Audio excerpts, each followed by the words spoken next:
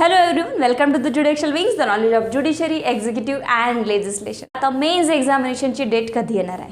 Next JMFC preliminary एक्झामिनेशनची date तर आपल्याकडे आलेली आहे, बट आता जी आपण JMFCची एक्झाम दिली आहे प्रिलिमिनरी एक्झामिनेशन, त्याच्यामध्ये सगळ्यांच्या डोक्यात सध्या हाच गोंधळ सुरू आहे की कट ऑफ कितीला लागणार आहे. सो डोंट वरी फ्रेंड्स, भरपूर साऱ्या जागा होत्या, कट ऑफ कमीच लागेल आणि तुम्ही मेन्सच्या तयारीला लागायला हरकत नाही. जर 52-55च्या दरम्यान असेल किंवा 50च्या पुढे तुम्हाला मार्क्स असेल तर डेफिनेटली तुम्ही मेन्स एक्झामिनेशनच्या तयारीला लागा. त्याचे 2 रिझन्स आहेत. एक तर तुमचा रिझल्ट आला तर लगेच तुमची एक्झाम होईल थोड्या दिवसामध्ये आणि मग नंतर तुमचा अभ्यास होणार नाही. द सेकंड थिंग इज की अभ्यास केलेला कधी वाया जात नाही, तो नेक्स्ट टाईम म्हणजेच 18 नोव्हेंबरलाही तुम्हाला कामाला येईल आणि त्यामध्ये तुम्ही जास्त इम्प्रूव्हमेंट करू शकाल. सो ह्या 2 गोष्टीही इथे आहे. सो अभ्यास सुरू करावा का हा विचार कधीच करू नये, अभ्यास सुरू केलेलाच असावा नेहमी आणि तो करतच राहावा. सो विदाउट वेस्टिंग टाइम आता आपण जाऊया मुख्य कारणाकडे की मी आज इथे तुमच्यासमोर हा व्हिडिओ घेऊन का आलेली आहे. सो सगळ्यात आधी मला सांगायचं आहे की मेन्स एक्झामिनेशनची तयारी कशी करायची आहे, हा आजचा खरं तर आपला विषय आहे. ओके, सो मेन्स एक्झामिनेशनमध्ये आपल्याला लिहायचं आहे, त्यामुळे प्रिलिमिनरी एक्झामिनेशनचे डोक्यातनं विचार सोडून टाका. प्रिलिमिनरी एक्झामिनेशनमध्ये आपण फक्त आणि फक्त बेअर ॲक्ट यूज करत होतो, तर आता मात्र बेअर ॲक्टवर आपलं काम चालणार नाही आहे, अजिबातच नाही. कारण आपल्याला लिहायचं आहे त्याच्यामध्ये. जे बेअर ॲक्टमध्ये 2 ते 3 ओळीमध्ये दिले आहेत हे आपल्याला कमीत कमी 2 पानामध्ये शॉर्ट नोट्स आणि जास्तीत जास्त 4 पानामध्ये लॉंग नोट्स लिहायचे आहे. Moreover we have the judgement writing courses and we have also the essay writing. So हा सुद्धा सिलेबस आता आपल्याला आहे. काही विषय जे की प्रिलिमिनरी एक्झामिनेशनला होते आता मेन्स एक्झामिनेशनला नाही आहे, तर त्या विषयांना म्हणजेच की rent control act, limitation act आणि कॉन्स्टिट्यूशन म्हणजेच दी इंडियन कॉन्स्टिट्यूशन, याला आपण थोडं आता बाजूला ठेवूया. बाकीचं जे प्रोसिजरल लॉ आहे मी मागेही तुम्हाला सांगितलं, मी आजही तुम्हाला सांगते की यांना सॉर्टिंग आउट करा in a criminal and in the civil paper. So दोन्हीही यांना आता वेगळं करणं अत्यंत गरजेचं आहे, त्याशिवाय तुम्हाला कॅल्क्युलेशन जमणार नाही. कॅल्क्युलेशन केलं, दोघांना वेगळं केलं, दोघांना वेगळ्या केल्यानंतर आता पुढे काय मॅडम? सिव्हिलपासून सुरुवात करा, क्रिमिनलपासून सुरुवात करा, तुमची मर्जी. डेफिनेटली हे तुम्ही ठरवायचं आहे, मी ठरवणार नाही. पण आता आन्सर रायटिंग कशी करायची आणि जे दरवर्षी भरपूर जणांसोबत होतं की पेपर चांगला लिहूनसुद्धा मॅम नापास केलं, पेपरसुद्धा चांगला लिहूनसुद्धा मॅम 17-18 मार्क्स दिले, 40 मार्क्स दिले, एका पेपरमध्ये मला खूप जास्त मार्क्स पडले, एका पेपरमध्ये मला खूप कमी मार्क्स पडले. ह्या सगळ्या गोष्टी होऊ नये, किंवा जर तुमची फर्स्ट अटेम्प्ट असेल तर ती चांगल्या प्रकारे तुम्ही मेन्स क्रॅक करावी. मेन्स पास होऊन काहीही उपयोग नाही आहे. मेन्स एक्झामिनेशन पास होऊन मग ते नापास झाल्यासारखंच आहे. त्यामुळे मेन्समध्ये स्कोअर मिळवणं अत्यंत गरजेचं आहे, जे की तुम्हाला माहिती आहे मेन्सचा स्कोअर आणि मग नंतर इंटरव्ह्यूचा स्कोअर, ह्या सगळा स्कोरिंग करून कट ऑफ लिस्ट 114 जागेमध्ये तुम्हाला जर यायचं असेल तरच इथे मजा आहे. ओके, सो आता आपण इथे काय बघणार आहोत? सगळ्यात महत्त्वाचं, go with the answer writing, that's it. Answer writing कशी करायची? एक पोर्शन उचलला, स्पेसिफिक रिलीफ घेतला, CPC घेतला, TP घेतला, सिव्हिलमध्ये जाऊया सध्या आपण. हे सगळे विषय घेतले, यातला एक विषय घ्या, त्यातले किती क्वेश्चन्स निघत आहेत, त्यामध्ये किती क्वेश्चन्स तयार होऊ शकतात, ते क्वेश्चन्स कशा प्रकारे विचारले जाऊ शकतात आणि त्यावर मी आन्सर कसं लिहावं, त्या आन्सरची सुरुवात कशी करायची आहे. क्लिअर? हे माइंडमध्ये टाकून द्या. सिव्हिल आणि क्रिमिनल या 2 टप्प्यांमध्ये आपण आता इथे सिलेबसला डिवाइड करतोय, ठीक आहे की नाही? हे झालं तुमचं सिव्हिल, मी शॉर्ट फॉर्ममध्ये लिहिते थोडं म्हणजे तुम्हालाही वेळ जास्त मी तुमचा घेणार नाही, ठीक आहे? आणि हे आहे तुमचं क्रिमिनल. हे 2 पेपर आहेत तुमचे, ठीक आहे की नाही? या 2 पेपरमध्ये आता तुम्हाला सॉर्टिंग आउट करायचे आहेत विषय. त्यामध्ये सगळ्यात आधी मी हा इथे विषय लिहिते आहे CPC, civil procedure code. Okay, शॉर्टमध्ये लिहिते. Again I told you that second is specific relief, ठीक आहे की नाही? SRA लिहिते मी इथे, SRA specific relief act. Third is TP, transfer of property act. Okay, and fourth is contract act. Okay, contract act. And fifth is sale of goods act, sale of goods. Okay, सोगा म्हणतो आपण याला. आणि the last one is partnership act. Okay, हे तुमचे 1, 2, 3, 4, 5, 6 असे विषय इथे मी तुमचे ठेवलेले आहे, ठीक आहे? मग नंतर आपण क्रिमिनलकडे येऊया आणि क्रिमिनलचे विषयच लिहूया. तर क्रिमिनलमध्ये आपल्याला लिहायचे आहेत सगळ्यात आधी इंडियन पिनल कोड, ठीक आहे? म्हणजे 7 नंबरचा विषय. त्यानंतर 8 नंबरचा विषय जो आहे तुमचा आहे CRPC, त्यानंतर 9 नंबरचा विषय जो आहे तुमचा आहे एव्हिडन्स ॲक्ट, आणि मग नंतर 10 आणि 11 नंबरला जे की SC ST आणि रिप्रेझेंटेशन्स. ओके, आपण हे इथे असे विषय आपण इथे सॉर्टिंग आउट केलेले आहे. ठीक आहे. सो ह्या विषयांमधनं आता इथे काही राहिलं नाही ना, बघून घ्या. येस, सलाब गुड्स पण झाला, कॉन्ट्रॅक्ट पण झाला, पार्ट पण झाला, TPS सगळे झालेले आहे. ओके, सो हे जे तुमचे आता सध्याचे विषय आहे आणि याला थोडंसं वेगळं ठेवू शकता तुम्ही. कशाला? याला म्हणजेच काय आहे, एसे रायटिंग, ठीक आहे की नाही, आणि judgement writing, that is criminal आणि सिव्हिल बोथ. हा सिलेबसच वेगळा आहे. 20 आणि 20 मार्काचा हा पूर्ण सिलेबस तुमचा 60 मार्काचा वेगळा आहे. ओके, यात आता इथे खूप इंटरेस्टिंग गोष्ट आहे. हा जर 60 मार्काचा दिला असेल आणि मध्ये येते तुम्ही 12 ते 13च्या 15च्या दरम्यान, इथे पण 12 ते 15च्या दरम्यान आणि इथे 12 ते 15च्या दरम्यान जर स्कोअर केला तर तुम्ही बघू शकता तुम्ही 60मधनं किती मार्क्स कमावणार आहे. याला इझिली अजिबातच घेऊ नका. ठीक आहे की नाही. आपण म्हणतो की ठीक आहे, करूया, सोडा, नंतर करूया, जजमेंट काय एक ड्राफ्टिंग आहे, फॉर्मॅट आहे. नो, जजमेंटसुद्धा खूप इम्पॉर्टंट आहे, कारण डायरेक्टली तुम्हाला काय म्हणतात तर लमसम अमाऊंट्समध्ये इथे मार्क्स मिळत आहे. 20. सो याला अजिबात सोडू नका, हे सोबत ठेवाच. पण याचं मी तुम्हाला नंतर सांगणार आहे. ऑलरेडी मी एक जजमेंट रायटिंगबद्दल व्हिडिओ पोस्ट केला आहे. खूप डिटेल्समध्ये मी जजमेंट कसं लिहायचं ते सांगितलं आहे. डिस्क्रिप्शन बॉक्समध्ये तुम्हाला लिंक मिळून जाईल. ओके, त्यानंतर पुढे येऊया CPC SRA. ठीक आहे, तर CPC खूप मोठा विषय आहे, त्यामुळे आपण एक छोटासा विषय घेऊया, that is SRA, specific relief act. Specific relief ॲक्टमध्ये काय काय आहे हो, यामध्ये आपल्याला काढता आलं पाहिजे हे मटेरियल बाहेर. हा जो गाभा आहे आन्सर रायटिंगचा, हा बाहेर काढून मग ठरवलं पाहिजे की स्पेसिफिक रिलीफ ॲक्टमधलं कुठल्याही प्रकारचा प्रश्न आला, whether short whether long answer, तो तुम्हाला चांगल्या प्रकारे लिहिता यावा. टार्गेट ठेवायचं आहे. 10 मार्काचा प्रश्न असेल तर मला 8 मिळालेच पाहिजे. 4 मार्काचा प्रश्न असेल तर 3 ते 3.5 किंवा 3 मला मिळालेच पाहिजे. याच्याशिवाय टार्गेट ठेवायचाच नाही. त्याच्यामध्ये तर काय आहे, बेरकमध्ये तर 2-3च लाईन आहे, ॲज इट इज लिहायचं. भरपूर जणांनी मला सांगितलं लिमिटेड लिहायचं, कोणी सांगतं की खूप लिहायचं. काहीही इथे कोणाचं न ऐकता आपल्याला काय कळतं, आपल्याला किती समजतं, प्रॉपर आपल्याला गायडन्स कोण करतं, कारण इथनं वापस येणं म्हणजे इंटरव्ह्यूमधून वापस येणं आहे. इथे तर पास होऊन जाल. 114 जागा आहे, ठीक आहे बाबा, 100पर्यंत 108पर्यंत रिझल्ट लागला, 110पर्यंत लागला तरी तुम्ही पास होऊन जाल. 50, 55 मार्क मिळणं इथे काही खूप मोठी गोष्ट नाही आहे. तुम्ही लिहू शकता, तेवढं सगळेच लिहू शकतात, पासही झालात. पण पुढे काही कामाचंच नाही येते, बिकॉज तुम्हाला कट ऑफ लिस्टमध्ये चांगले मार्क्स येणं, मेरिटमध्ये येणं गरजेचं आहे. त्यासाठी एक ॲक्ट काढा आणि एका ॲक्टमध्ये किती प्रोव्हिजन्सवर प्रश्न येऊ शकतात, बॅकलॉग्स पेपर्समध्ये किती प्रश्न आलेले आहेत, ते पूर्ण याचं तुम्हाला कॅल्क्युलेशन करायचं आहे, ॲनालायझेशन करायचं आहे. जर असं ॲनालायझेशन होत नसेल तर जे कोणीही तुम्हाला प्रोव्हाइड करत आहे त्याच्या गायडन्समध्ये 2-3 महिने राहा. हे 2 पर्याय आहे. तुम्हाला वाटत असेल की सेल्फ स्टडी, आन्सर काढा, पेपर काढा, हे काढा, हे खूप वेळ जात आहे, तर जोही कोणी तुम्हाला शिकवतो किंवा जे काही क्लासेस असेल, कोणीही सांगत असेल, आन्सर रायटिंग प्रोव्हाइड करत असेल, then go with that. This is very easy way. So the second thing is की आता आपण इथे SRA बद्दल बोलतोय, तर SRAमध्ये लाईक तुम्हाला specific performance of the contract काय आहे, describe the specific performance of the contract.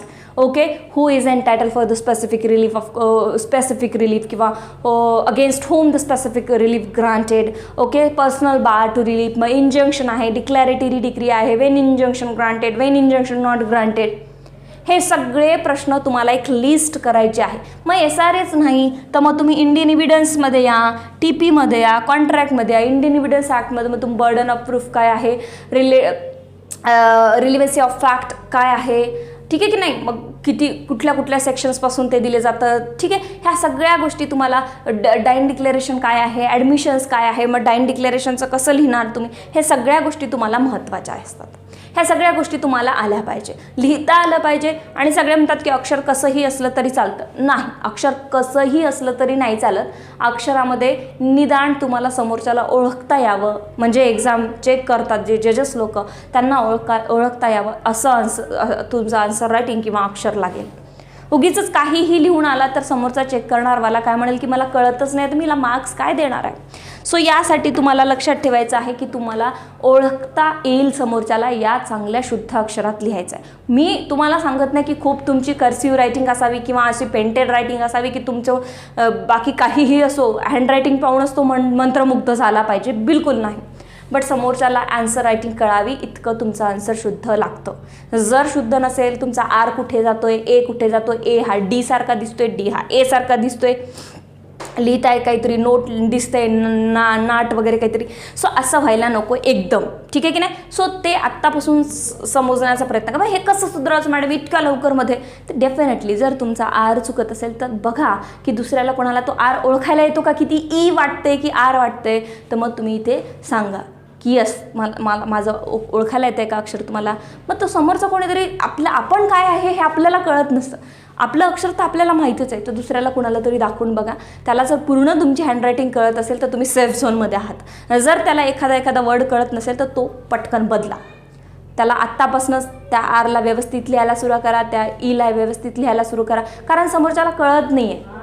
तुम्ही जर मला एखादा शब्द दाखवला एक्झामिनेशन, मला तो ई वाटतच नाही आहे, मला तो आर दिसतोय किंवा काहीतरी वेगळं दिसतंय, मी म्हणेल हा वर्ड काय आहे. जर समोरच्याला ते कळत नसेल तर डेफिनेटली त्याला व्यवस्थित सुधारवण्याचा प्रयत्न करा. असे काही शब्द असू शकतात, असे काही वर्ड्स असू शकतात की ते लोकांना तुमचे कळणार नाही. असं तर नाही आहे की पूर्णच कळणार आहे, ते इथे इम्प्रूव्हमेंट करणं गरजेची आहे हँडरायटिंगमध्ये. आता दुसरा मुद्दा जो आला तर आन्सर रायटिंग करायची कशी. MPSC UPSC पॅटर्नची आन्सर रायटिंग आपल्याला करायची नाही आहे. Introduction, conclusion and all, but त्या फॉर्मॅटमध्ये करायची आहे. तो फॉर्मॅट म्हणजे काय, एखादा प्रश्न जर तुम्हाला विचारला की what is dying declaration, so definitely तुम्हाला डायन डिक्लेरेशनचं इंट्रो देता आलं पाहिजे की exactly what is the dying declarations, where the provision is mention in particular act or in the law. हे तुम्हाला लिहिता आलं पाहिजे की exactly what is the dying declaration. समोरच्याला क्लिक झालं पाहिजे. तुम्ही तुमचं इंट्रोडक्शन देताना काय करता, तुम्ही आधी तुमचं नाव सांगता की तुम्ही तुमच्या आधी काम सांगता की मी हे करणार, ते करतो, ते नाही सांगत. तर डायन डिक्लेरेशन एक व्यक्ती आहे असं समजूया. पहिले त्याचं इंट्रोडक्शन होईल की तुझं नाव काय, मग त्याचं नाव इंट्रोमध्ये की नेमका डायन डिक्लेरेशन काय आहे. समोर मेन बॉडी येते आन्सरची, त्या मेन बॉडीमध्ये काय आहे की इंट्रो झाल्यानंतर पण आपल्याला असं इंट्रोडक्शन असं लिहायचं नाही आहे, हेडिंग जस्ट सुरू करायचं आहे, पण तेच इंट्रो झालं आपला. मेन बॉडीमध्ये यायचं आणि मेन बॉडीमध्ये आपल्याला सांगायचं की exactly what is the dying declaration works in the law. Okay, how the dying declaration works, what is the effect of the dying declaration, what is the rule of the dying declaration. Okay, आणि what is the evidentiary value of the dying declaration. ह्या सगळ्या गोष्टी तुम्हाला लिहायच्या. Related provisions लिहायच्या आहे डायन declaration. Even तुम्ही इलुस्ट्रेशन्स देऊ शकता कुठल्याही मॅटरमध्ये. अँड देन सगळ्यात at the end may be काही कायद्यामध्ये एखादा पर्टिक्युलरली त्याच्याबद्दल कुठलंही असो, मग तो प्रोव्हिजन डायन डिक्लेरेशन असो, ॲडमिशन असो, कन्फेशन असो, वॉट एव्हर, की त्याचं एक्झॅक्ट महत्त्व काय आहे या 2 लाईनमध्ये तुम्ही लिहू शकता. अशा 3 टियर पॅटर्न्समध्ये तुम्हाला हे आन्सर कव्हर करायचं आहे. मी म्हणत नाही आहे की प्रत्येकाला कॉन्क्लुजनच लिहावं, प्रत्येकाला ॲट दी एंड तुम्ही कव्हर करावं, बट ही एक जर बॉडी आपण फॉलो केली की intro, main body and conclusion, तर हे आपलं खूप चांगलं आन्सर होऊ शकतं. ओके, मग यात काहीही लिहू नका. 40-42 पेजेस भरायचे म्हणजे काहीही लिहायचं नाही, मनात आलं ते, ठीक आहे. रिलेटेड प्रोव्हिजन्स, रिलेटेड बेअर ॲक्टमधले प्रोव्हिजन्स लिहायचे आहे, सेक्शन्स लिहायचे आहे, CPC असेल तर ऑर्डर लिहायचे आहे. रूल नाही आले तरी ठीक आहे, इट्स ओके, बट सेक्शन्स आणि ऑर्डर तुम्हाला इथे आठवण ठेवणं अत्यंत गरजेचं आहे. त्यासाठी 2-3 गोष्टी मेन्स एक्झामिनेशन महत्त्वाच्या आहे. First of all is a revision, the second thing is writing practice, and third thing is की how to write the answer in a particular format, in a particular way. हेही महत्त्वाचं आहे, ठीक आहे की नाही. ह्या सगळ्या गोष्टी तुम्हाला येणं अत्यंत व्यवस्थित आल्या पाहिजे मेन्स आन्सर रायटिंगला. म्हणजे एखादा लाईक आपण इथे उदाहरण घेऊ शकतो, ठीक आहे की नाही. उदाहरण घेतलं एक उदाहरण घेतलं की ठीक आहे, मी जस्ट तुम्हाला लिहिते की व्हॉट इज दिस असा क्वेश्चन तुम्हाला आला तर तुमचा तुमचं जर शॉर्ट आन्सर आहे, ठीक आहे की नाही. शॉर्ट नोट तुम्हाला लिहायची आहे जी की 4 मार्काला आहे, ठीक आहे. 4 मार्काला जर शॉर्ट नोट असेल तुम्हाला तर डेफिनेटली किती लिहायचं. हा सगळ्यांना प्रश्न पडतो. मला भरपूर जण विचारतात की शॉर्ट मार्क्स आहेत, 4 मार्काचं आहे, तर किती लिहायचं आहे. तर किती लिहायचं आहे, तर सगळ्यात आधी तुम्हाला 1, 2, 3, 4 ओळीमध्ये शॉर्ट नोट्स असेल तर 4 ओळीमध्ये त्याचं इंट्रो तुम्हाला इथे द्यायचं आहे. कम्प्लिटली इथे इंट्रोडक्शन असं वगैरे लिहायचं नाही आहे युनिव्हर्सिटी एक्झामिनेशनसारखं, but what is the provision exactly, give here the reasons, introductions. Okay, so this is the introduction. 4 ते 3-4 लाईनमध्ये तुम्ही इंट्रो देऊ शकता जर शॉर्ट असेल तर. Now come to the main point means आता इथे तुमचा 30% पेज झालं आहे असं आपण समजूया, ठीक आहे. हे पेज आहे तुमचं आणि हे पेज तुमचं 30% कव्हर झालेलं आहे. क्लिअर. हे पेज तुमचं 30% कव्हर झालं. मग त्यानंतर तुम्ही मेन बॉडीमध्ये येऊ शकता. त्याचे प्रोव्हिजन्स काय आहे हे सगळ्या गोष्टी लिहू शकता. मेन बॉडीमध्ये कमीत कमी 5 ते 6-7 ओळीमध्ये तुम्ही इतकं लिहिलं तर हे पेज कव्हर होणार आहे तुमचं. ठीक आहे. पण मेन बॉडीची मी सजेस्ट करेल की 4 मार्कासाठी तुम्ही 2 पॅराज लिहावे. ठीक आहे. एक 4-4, 5-5 लाईनीचे पॅराज जर तुम्ही इथे लिहिले तर 2 पॅरामध्ये मेन बॉडी कव्हर करावी. आताचं रिझनही सांगते. त्यानंतर हे दोन झाले. इथं पेज भरलं तुमचं. शॉर्ट नोट असेल तर कमीत कमी दुसऱ्या पेजवर, म्हणजे हे पेज नंबर फर्स्ट आणि this is the page number second, तर कमीत कमी या पेजवर तुम्ही इथपर्यंत तरी जायला हवं. कमीत कमी सांगते मी. जास्तीत जास्त तुम्ही इथपर्यंत जाऊ शकता. याच्यावर शॉर्ट नोटला गेला नाहीत तरी चालेल. काही उपयोगही नाही आहे.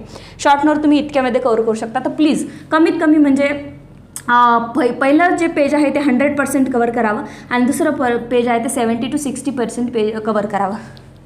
जर तुम्हाला येत असेल तर तुम्ही इथपर्यंत जाऊ शकता, पण उगीच एक्स्ट्रा काही मनातनं टाकायचं नाही आहे. ॲक्च्युली जर एखादा शॉर्ट नोट आहे आणि त्याचे provisions already in the bare acts खूप सारे होते तर तुम्ही ते पूर्ण प्रोव्हिजन्स इथे कव्हर करू शकता. मग ते इथपर्यंत गेले तरी हरकत नाही. प्रोव्हिजन कव्हर करणं महत्त्वाचं आहे. नाही तर प्रोव्हिजन कव्हर झालेच नाही मॅम आणि तुम्ही सांगितलं होतं आम्हाला इथपर्यंतच जायचं तर आम्ही तिथपर्यंतच गेलो, असं काही करायचं नाही आहे. प्रोव्हिजन कंप्लीट झाले का, पण प्रोव्हिजनही कंप्लीट करायचं असेल तर समजा इथपर्यंतच कव्हर होत आहे मग त्याचा काही फायदा नाही. एकदम तुम्हाला 4ला 4 मार्क्स देणार नाही. ठीक आहे की नाही. कमीत कमी 1.5 पेज ते 70% सेकंड पेज तरी तुमचं इतकं तरी व्हायला पाहिजे. मग याला आन्सर रायटिंगमध्ये आन्सर कसा इथे मिळणार, आन्सर रायटिंगमध्ये तुम्हाला इथे हे कसं मिळणार आहे, प्रश्नांचे मार्क्स कसे मिळणार आहे. इंट्रोडक्शनला मे बी तुम्हाला 1 मार्क देण्यात येईल. मेन बॉडीला 1 मार्क देण्यात येईल. इथे 1 मार्क देण्यात येईल आणि इथे 1 मार्क देण्यात येईल. 4 मार्क. पण तुम्हाला 4 मार्क ते देणार नाही. मे बी इथे 2 याला अर्धा मार्क देईल. म्हणजे तुम्हाला 3 मार्क्स तुम्हाला इझिली मिळून जातात. पण जर तुम्ही इतकं लिहिलंच नाही आणि इथेच त्यांनी अर्धा मार्क दिलात म्हणजे फक्त 2च मार्क्स होतात. जस्ट 2. सो असंही भरपूर वेळा असतं की जर लिहिलंच नाही तर चेक करणारवाल्यालाही वाटतं की मी मार्क्स देऊच कुठे. ठीक आहे बाबा, तू समोर काहीतरी लिहिलं असतं तर मी मार्क्स अर्धा तरी वाढवला असता. काहीही लिहिणं हे वेगळी गोष्ट आहे. That is the different thing की काहीही लिहू नये. त्याला कोणी मार्क देऊच शकत नाही. बिकॉज 2-2 वेळा पेपर चेक होतात. स्ट्रिक्टली चेक होतात तुमचे पेपर. बट जर तुम्ही काही लिहिलंच नाही, अर्धवट सोडलं तर तो तुम्हाला मार्क्स देणार नाही. त्यामुळे प्रोव्हिजन जेवढं आहे तेवढं व्यवस्थित कंप्लीट करा आणि पॅरावाईज कंप्लीट करा. मेन बॉडी आणि त्याचे मग इफेक्ट्स, त्याचे रिझन्स, वॉटेवर थोडं व्यवस्थित लिहिण्याची सवय करा. आता हे रिझन्स, इफेक्ट्स काय, कंडिशन्स ह्या सगळ्या गोष्टी असतात. यासाठी तुम्हाला चांगली तयारी करावी लागेल. काही रेफरन्स बुक्स वगैरे घ्यावं लागेल. ह्या सगळ्या गोष्टी झाल्या आन्सर रायटिंगच्या. तर मेन्ससाठी तुम्ही आत्तापासून आन्सर रायटिंग करणं अत्यंत गरजेचं आहे. आन्सर रायटिंगची जी बॅच आहे ती आपली सुरू झालेली आहे. जी मेन्स एक्झामिनेशनची आन्सर रायटिंग बॅच आहे ती ऑलरेडी सुरू झालेली आहे. तरीही तुम्ही आजपासनं 15 तारखेपर्यंत ॲडमिशन्स करू शकतात. कारण 15 तारखेला मी एक नव्याने आन्सर रायटिंगची बॅच सुरू करते. जे काहीही माहिती तुम्हाला इथे डिस्क्रिप्शन बॉक्समध्ये अवेलेबल फोन नंबर आहे त्यावर मिळणार आहे. आता आम्ही बॅचमध्ये इथे काय कव्हर करणार आहे. सो डेफिनेटली बॅचमध्ये कव्हर करणार आहे की questions answer, how to write the short notes, how to write the long notes, किती लिहायचं आहे, काय लिहायचं आहे. एक ॲक्ट आहे त्याच्यावरचे सगळे प्रोव्हिजन्सवर तुम्हाला क्वेश्चन्स आणि आन्सर मिळतील ॲज इट इज लिहून. त्यानुसार तुम्ही आमच्याकडनं ते मटेरियल घ्यायचं आहे आणि त्यानुसार ती प्रॅक्टिस तुम्ही करायची आहे आणि त्यालाच पूर्णपणे वाचायचं आहे. असं काहीही होणार नाही की या ॲक्टमधनं हा प्रश्न आपल्या नोट्समध्ये किंवा आपल्या आन्सर रायटिंगमध्ये नाही आणि तुम्हाला तो आला. ऑल ओव्हर आम्ही सगळे इथे जे काही प्रोव्हिजन्स आहे एका पर्टिक्युलर ॲक्टचे ते पूर्ण कव्हर करणार आहोत आणि तुम्हाला जेवढेही काही आन्सर फॉर्मॅटचे क्वेश्चन्स बनतात किंवा बॅक इयर्सचे जे काही क्वेश्चन्स आहेत तेही प्रोव्हाइड केले जातील आणि त्यानुसार बॅक इयर्सच्या पेपरनुसार, बॅक इयर्सच्या क्वेश्चन्सनुसार सिव्हिल्स आणि क्रिमिनल ह्या बॅचेसमध्ये तुम्हाला आन्सर रायटिंग शिकवली जाणार आहे. आज स्पेसिफिक रिलीफ ॲक्ट आपण नव्याने सुरू करतो आहे. बट स्पेसिफिक रिलीफ ॲक्ट तुमचा होऊन जाईल तर 15 तारखेपर्यंत तुम्ही सगळ्यांनी ॲडमिशन्स घेतल्यानंतर तुम्हाला 15 तारखेपासनं एक नवीन आन्सर रायटिंग बॅच तुम्हाला मिळणार आहे. त्यामध्ये फर्स्ट डेपासून आपण शिकणार आहोत की लाईक एखादा प्रोव्हिजन आहे. दिस इज कॉल्ड आपण म्हणू शकतो की कल्पेबल होमिसाईड अँड मर्डर. तर तुम्हाला कल्पेबल होमिसाईड काय आहे, मर्डर काय आहे, त्याचं डिफरन्शिएट बिटवीनच्या वेगळ्या तुम्हाला PDFs मिळतील. ते सिव्हिलमध्ये तर येत नाही. त्यामुळे क्रिमिनलमध्ये एव्हिडन्स ॲक्ट किंवा CRPC किंवा मग IPC याच्यापैकी डिफरन्स बिटवीन जेवढे काही कलेक्शन्स आमच्याकडे आहेत ते आम्ही तुम्हाला प्रोव्हाइड करू. ते कसे लक्षात ठेवायचे, कितपत लिहायचे, 2 मार्कासाठी आले तर किती डिफरन्शिएट लिहायचे IPCमधनं, हे सुद्धा आम्ही ते तुम्हाला शिकवणार आहोत. आणि मोर ओव्हर जे काहीही आन्सर रायटिंगचे फॉर्मॅट आहे ते तुम्हाला देण्यात येणार आहे. त्यामुळे तुम्हाला खूप सारे रेफरन्स बुक महागडे परचेस करण्याची गरज पडणार नाही. हा कोर्स एनरोल केल्यानंतर तुम्हाला हे सगळं मटेरियल मिळणार आहे. 15 तारखेपर्यंत लास्ट लिमिट आहे हा कोर्स एनरोल करण्याची. तुम्ही खालील दिलेल्या फोन नंबरवर कॉन्टॅक्ट करून हा कोर्स जो आहे तो एनरोल करू शकता. सो अशा प्रकारे तुम्हाला जायचं आहे. हे लक्षात ठेवायचं आहे तुम्हाला की इथे सिव्हिल क्रिमिनल हे 2 पार्ट पाडायचे आहे. त्यानंतर आन्सर रायटिंगमध्ये तुम्हाला जायचं आहे. आन्सर रायटिंगवर तुमचा जम असला पाहिजे, सेक्शन्स ऑर्डर पार्ट असले पाहिजे. खूप जास्तही लिहायचं नाही आहे तर खूप कमीही लिहायचं नाही. आणि हा जो भाग आहे जजमेंट रायटिंग आणि एसे रायटिंगचा हा वेगळा भाग आहे. याच्यासाठी वेगळे क्लासेस आहेत आणि वेगळं तुमच्यासाठी मी इथे व्हिडिओज वेगवेगळे घेऊन येणार आहे. आजचा जो व्हिडिओ आहे फक्त आणि फक्त आन्सर रायटिंगबद्दल होता. सो आन्सर रायटिंग कशी करायची मी तुम्हाला यामध्ये सांगितलं आहे. So you can enroll the course and thank you so much for your cooperations. Best of luck.